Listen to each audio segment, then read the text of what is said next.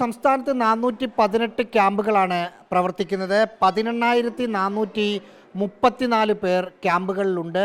26 പേരാണ് മഴക്കെടുതിയിൽ സംസ്ഥാനത്ത് കഴിഞ്ഞ ദിവസങ്ങളിൽ മരിച്ചത്. 52 വീടുകൾ പൂർണ്ണമായും 565 വീടുകൾ ഭാഗികമായും തകർന്നു എന്നതാണ് സർക്കാരിൻ്റെ കണക്ക്. നമ്മൾ നിൽക്കുന്ന പത്തനംതിട്ട ജില്ലയിലെ ആറന്മുളയിലാണ് ഏറ്റവും അധികം ക്യാമ്പുകൾ തുറന്നിട്ടുള്ളത്. ഇപ്പോഴും ഈ പരിസര പ്രദേശത്ത് നിന്ന് വെള്ളം പൂർണ്ണമായും ഇവർക്ക് തിരിച്ച് വീടുകളിലേക്ക് പോകാൻ പറ്റുന്ന തരത്തിൽ വെള്ളം ഇറങ്ങിയിട്ടില്ല. അതുകൊണ്ട് ആളുകൾ ക്യാമ്പിൽ തന്നെ ഇപ്പോഴും കഴിയുകയാണ്. വീട്ടിൽ നിന്ന് വെള്ളം ഇറങ്ങിയോ അറിയാവോ? ഇല്ല, വെള്ളം ഇറങ്ങിയില്ല.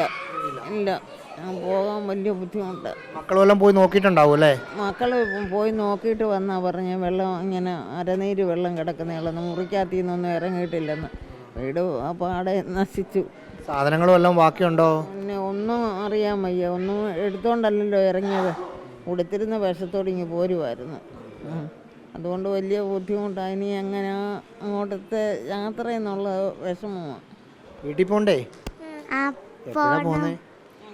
വെള്ളം കുറഞ്ഞിട്ട് പോണം. വെള്ളം ഇപ്പൊ കുറയാ. വെള്ളം ഇന്ന് ഞങ്ങള് വീട്ടിൽ പോവാ. എപ്പോ പോവും? ഞങ്ങള് ചിലപ്പോ നാളെ പോവും. ആണോ? വൈകിട്ട് അച്ചാച്ചി വരും. അച്ചാച്ചി വന്ന് കൊണ്ടുപോവാന്ന് പറഞ്ഞോ? ആണോ? വീട്ടില് വെള്ളം ഇറങ്ങിന്നാ പറഞ്ഞേ? നിങ്ങളുടെ കളിപ്പാട്ടവും പുസ്തകങ്ങളും ഒക്കെ എടുത്തു മാറ്റി എല്ലാരും വെച്ചു? ആണോ? വെള്ളം എടുത്തു വെച്ചു അല്ലേ? ചെറിയ കുട്ടികളാണ്. അവരുടെ പുസ്തകങ്ങളും മൊത്തം വെള്ളത്തിനടിയിലായെന്ന് അമ്മയൊക്കെ പറഞ്ഞു. അവർ മേളിലെടുത്ത് വെച്ചിടത്തും ആ കുട്ടികളുടെ വെള്ളം കയറി. വീട്ടിൽ എപ്പോൾ പോകാൻ പറ്റുമെന്ന് അറിയുന്നുണ്ടാവില്ല അല്ലേ? ചിലപ്പോൾ നാളത്തേക്ക് പോകാം. ശനിയാഴ്ച രാത്രിക്ക് വീട്ടിൽ വെള്ളം കയറിയതാണ്. അപ്പോൾ ഞങ്ങൾ രാത്രി തന്നെ ഇവിടെ വന്ന് അന്ന് തൊട്ട് ഇവിടെ താമസിക്കുന്നത്.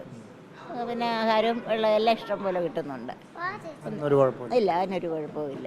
പിന്നെ ഇനി നാളത്തേക്ക് പോകാമെന്നുള്ള കണക്കൂട്ടലിൽ ഇങ്ങനെ ഇരിക്കും. പിള്ളേർ പോയിട്ടുണ്ട് വീടെല്ലാം കഴുകി വൃത്തിയാക്കാൻ. ഒരുമാതിരി ഒരു പോലത്തെ ചള്ളയുണ്ട് വീടിനകത്ത്. വെള്ളം കയറി 2 ദിവസം കിടന്നു. അതിൻ്റെ ബുദ്ധിമുട്ടുണ്ട്. കിണറും മുങ്ങിപ്പോയി. അതാണ്, കുടിവെള്ളം കിട്ടുന്ന കിണറടക്കം മുങ്ങിപ്പോയിട്ടുണ്ട്. ഈ ക്യാമ്പിൽ ആദ്യം വന്ന ആളുകളിൽ വളരെ കുറച്ച് ആളുകൾ മാത്രമാണ് തിരിച്ചു പോയിരിക്കുന്നത്. ഈ ക്യാമ്പ് ഇപ്പോൾ നമ്മൾ നിൽക്കുന്നത് വൊക്കേഷണൽ ഹയർ സെക്കൻഡറി സ്കൂൾ ആറന്മുളയാണ്. ഈ ക്യാമ്പിൽ ഇപ്പോൾ നേരത്തെ അമ്മ പറഞ്ഞതുപോലെ പല ക്യാമ്പിലും ചില ചെറിയ പ്രശ്നങ്ങളൊക്കെ പറയുന്നുണ്ടെങ്കിൽ നമ്മൾ പല സ്ഥലത്തും കണ്ടതാണ്. പക്ഷേ ഇവിടെ അങ്ങനെ ഒരു പ്രശ്നങ്ങൾ പോലും ഇല്ല എന്നാണ് ഇവിടെ താമസിക്കുന്ന അമ്മ പറഞ്ഞത്. വീഡിയോ ജേർണലിസ്റ്റ് മനു ബാലകൃഷ്ണനൊപ്പം reporter Rahees Rasheed, in reporter, Pathanamthitta.